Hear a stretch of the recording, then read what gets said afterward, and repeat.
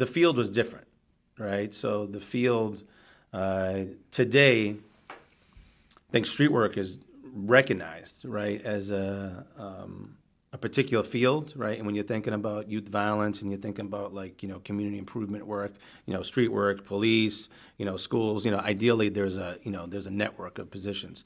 Back then, street workers were not like widely recognized. And so I think when we were thinking about building our team, we had to do some education around what we were trying to do, right?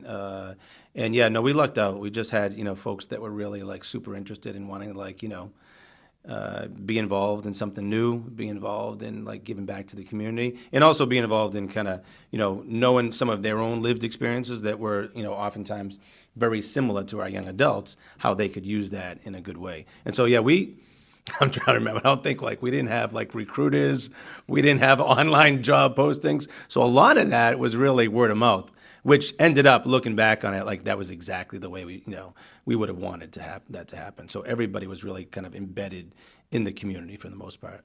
Right. So it was always in-house that it was almost coming from because it was someone that was a part of what you were already doing.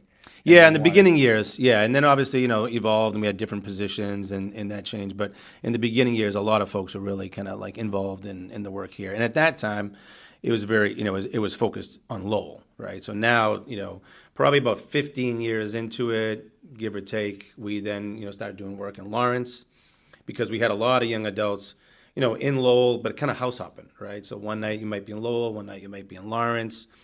And it just didn't make sense to be like, all right, we're not going to serve you if this week you're in Lawrence versus Lowell. And so we kind of knew that we had to kind of make that extension. And then about 6 or 7 years ago, because Lawrence, there's a lot of back and forth, similarly with Haverhill, now we're in Haverhill as well. But in the beginning years, it was really focused in Lowell.